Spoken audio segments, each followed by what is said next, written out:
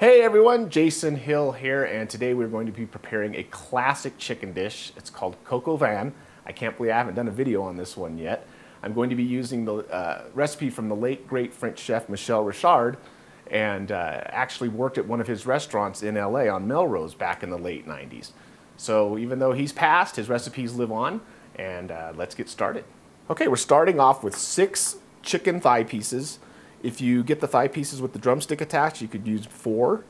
Got some thyme sprigs in there, fresh, and it calls for 4 cloves of crushed garlic, but I'm going to use a heaping tablespoon of my garlic-shallot puree. And I'm going to mix that in with a 1.5 cups of Cabernet Sauvignon wine, or you can use Zinfandel or your favorite red. Just want to give this a little whisk. Get that garlic blended in there. I'm just going to slowly pour it over the chicken. And you can marinate this for 4 to 8 hours or even overnight. So I'm just going to cover it and marinate it for a good few hours. There's all that garlic. And then he calls for beet juice. And I just had a can of sliced beets, not pickled, and got about 6 ounces of the beet juice here. Yeah, now we just cover, marinate, and as it's marinating, you want to make sure you turn your chicken several times throughout the process. That way it gets a nice, even marinade going on. There we go. Okay, while the chicken's marinating, I went ahead and got the rest of the mise en place together for the recipe, so let me show you what we have. Check it out. We've got about 12 to 16 pearl onions. I had a couple of small shallots I threw in there.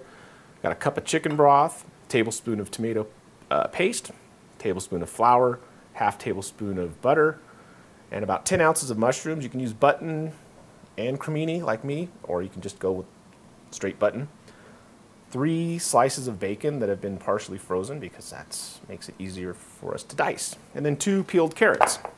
Okay, for the carrots, I just like to go right down the center, cut them in half, and I turn them on their side, and I like to cut them about a half or a 1/4 inch thin slices on a bias, so you get these nice cuts for a great presentation. All right, so I have the bacon out. I had it in the freezer, so it's partially frozen, so it's easy to cut. You just want to go right down the center of the strips, and then just slice them into little 1/4 inch pieces, like that. All right, I have my Dutch oven preheating on medium-high, so let's go ahead and saute up the bacon. All right, we're going to drop in our half tablespoon of butter, followed by our bacon.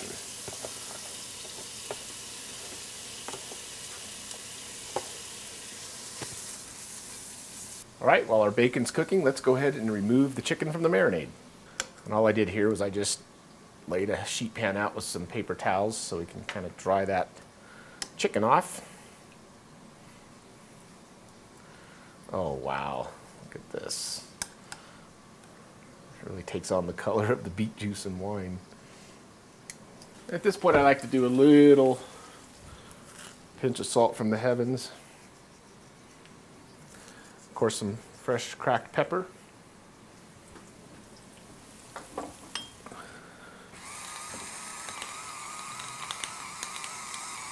All right, you see our bacon is rendering. I'm going to push it to the side, and we're going to go ahead and lay in our chicken pieces skin side down.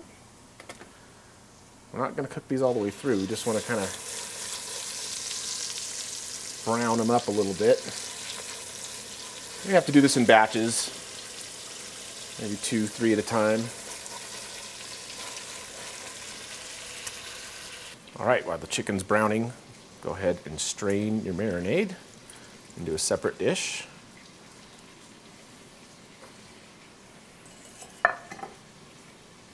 All right, after about 3 to 5 minutes on each side, I'm giving them a turn.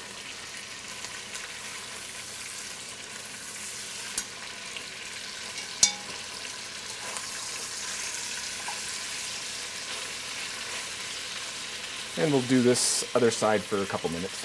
All right, like I said, you got to work in batches, so I'm going to remove these 3, grab our next 3 pieces, skin side down.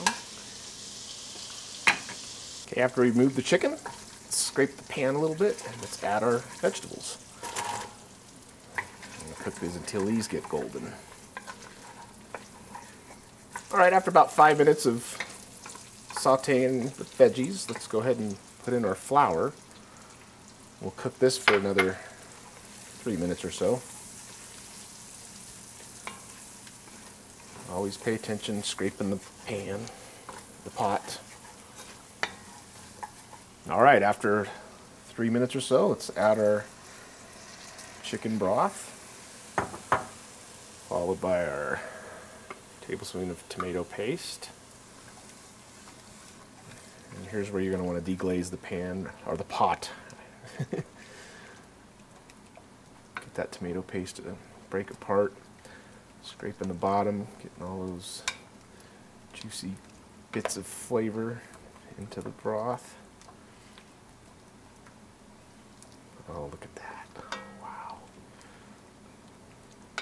It smells absolutely wonderful. Okay, we've got the chicken broth to a simmer. You can see how it thickened up a little bit. Now let's add in our strained marinade. And we're going to want to bring this back to a boil. Okay, it's back to a boil. We're going to go ahead and place our chicken pieces back in there. Try and get them submerged.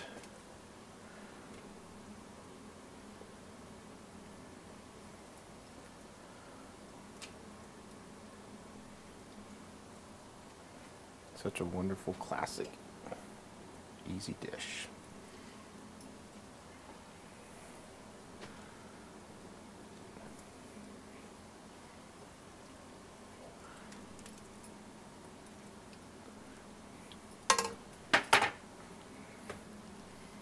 Time for the oven.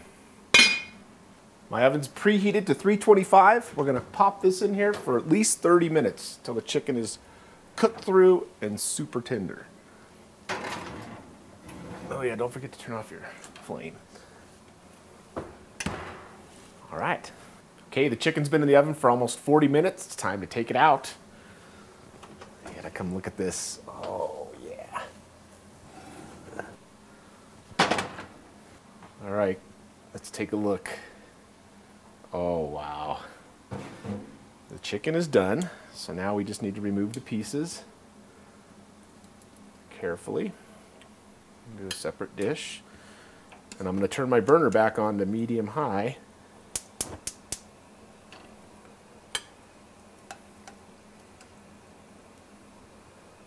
Yummy, yummy. Oop, let me get the carrot. See, it's coming back to a boil. And now we're going to throw in our mushrooms.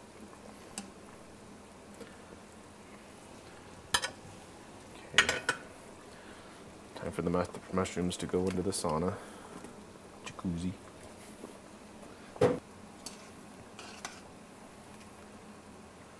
You want this to reduce by about half, so this will be about another 20 minutes or so.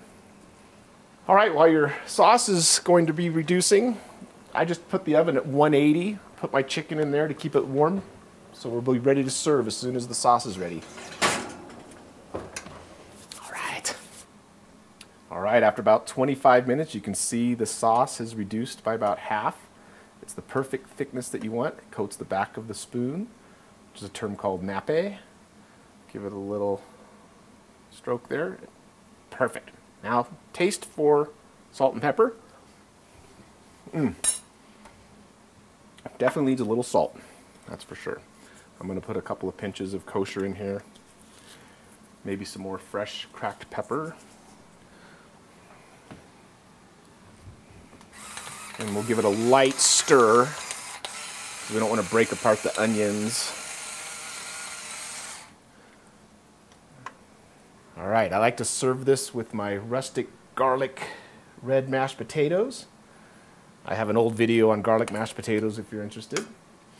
And now we have the veggie. Oh yeah. And we can't forget, we need some more sauce. Ladle a little bit of sauce over your chicken, maybe over the mashed potatoes. There you go, folks. Okay, it's time to eat. Come check this out. Okay, I'm gonna cut a little piece of the chicken and get a little bit of that sauce. Oh boy. Maybe get a mushroom. There we go. Mmm. Such a wonderful classic French dish.